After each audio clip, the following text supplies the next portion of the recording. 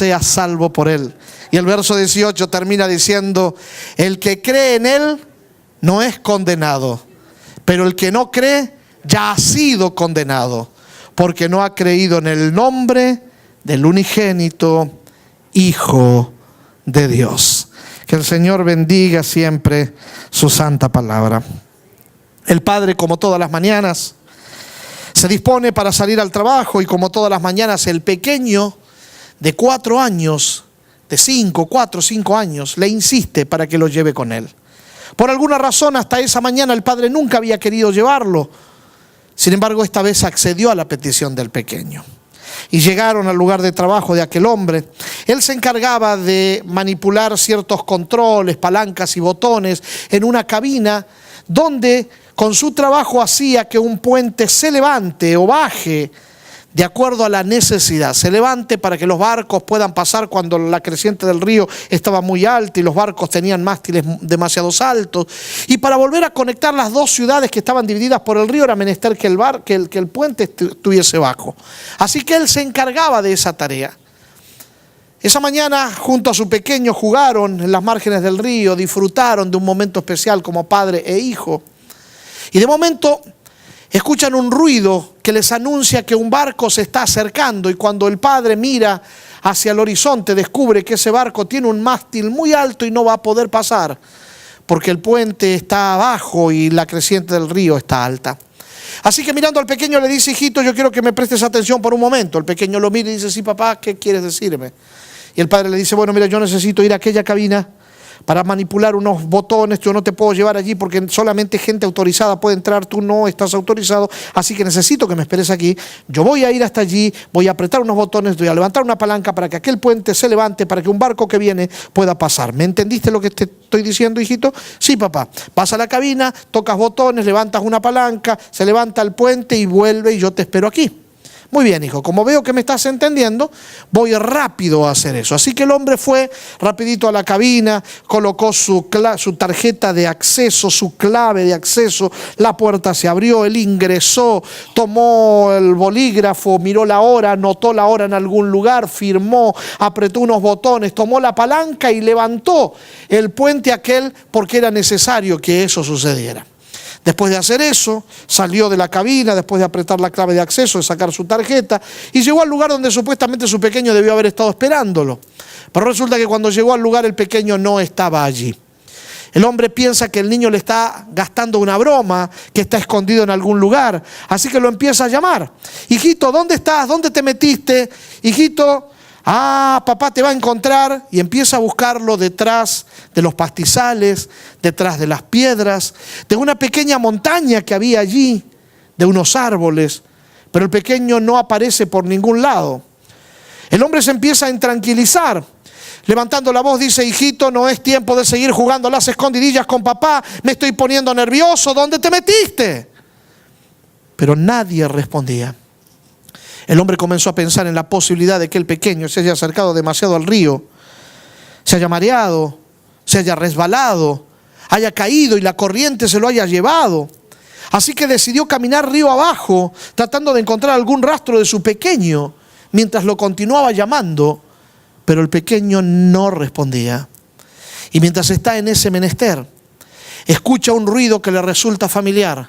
Cuando levanta la vista y mira, se da cuenta que es un tren que se está acercando. El tren no se puede detener.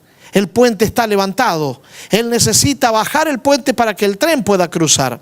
Así que debe abandonar la búsqueda de su pequeño y corre hacia la cabina. Coloca la tarjeta, la clave de acceso, aprieta los botones, ingresa a la cabina, mira la hora, toma el bolígrafo, lo apunta en algún lugar, firma la hoja, aprieta los botones y cuando toma la palanca para comenzar a bajar el puente, mira hacia el puente y descubre que sobre los cimientos donde el puente habrá de caer está su pequeño de 5 años jugando.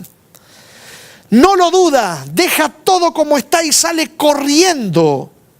Una distancia prudencial que le permita volver a la cabina y desde allí grita llamando a su hijo como jamás pensó que podía gritar. Sentía que se le desgarraba la garganta con cada grito, pero era necesario llamar la atención del pequeño. Pero por más que gritara, El pequeño estaba tan lejos jugando que no podía oír los gritos desgarradores de su padre. El hombre debe volver a la cabina y tomar una decisión. Estando allí tiene que decidir: o salva a su hijo a costa de la vida de todos los que vienen en el tren, o salva a todos los que vienen en el tren a costa de la vida de su pequeño. ¿Qué va a decidir aquel hombre?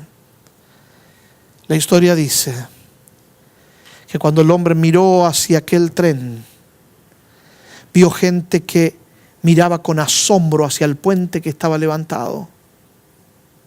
Se conmovió su corazón. Miró la palanca, la tomó y decidió salvar a todos los que venían en el tren a costa de la vida de su pequeño niño. Mientras bajaba la palanca sentía que un pedazo de la vida se iba esa mañana junto con el pequeño, que él nunca volvería a ser igual. Pero tomó la decisión de salvar a todos los del tren, aunque esto costó la vida de su hijo. ¿Sabe? Cada vez que escucho una historia como esta, similar, parecida, no puedo dejar de tornar mi vista, mi mente, mi corazón hacia la cruz del Calvario. Porque una vez nuestro gran Padre Celestial tuvo que tomar una decisión parecida. Y en medio de la encrucijada, al momento de tomar la decisión, como el Padre de esta historia, nuestro gran Padre Dios decidió salvar a todos los que estábamos inmersos en este tren del mundo de pecado, que iríamos a impactar inexorablemente el puente de su justicia levantada, pero Él decidió que ese puente cayera sobre su Hijo unigénito. Recordemos lo que hemos venido estudiando hasta aquí. Dios había creado a la humanidad en nuestros primeros padres. Digo, Adán y Eva eran los representantes de la humanidad. En ellos estaba concentrada toda la historia de este planeta. Dios los había creado con libertad. Y para que hicieran uso de la libertad que les había dado, colocó en medio del huerto un árbol. A ese árbol lo llamó el árbol del conocimiento de la ciencia del bien y del mal, y le aconsejó a Adán y a Eva que podían comer de todos los árboles, pero de ese árbol particularmente no comerían, porque el día que comieran de ese árbol, ¿se acuerdan como decía el original hebreo? ¿Qué sucedería? Morirían, comenzarían a morir lentamente, vivirían muriendo. Cada día sería un día más cerca de la extinción completa. Dios les había dicho esto porque en ese árbol era el único lugar donde el enemigo, no solo de Dios, sino de la creación de Dios, tendría ocasión para poder engañarlos y unirlos con Él en la rebelión, desconectándolos con Dios. Y como resultado natural de desconectarnos de Dios como fuente de vida, no quedaba otra alternativa que la muerte. Dios había creado a Adán y a Eva, no solamente a imagen suya, o sea, con características físicas parecidas a las de Dios, sino también a semejanza suya, o sea, con una condición moral, espiritual, similar a la de Dios. Así como Dios era santo, ellos eran santos. Como Dios es justo, ellos eran justos. Como Dios es perfecto, ellos eran perfectos. Como Dios es bueno, ellos eran buenos. Así fueron creados, así fue creada la humanidad, con el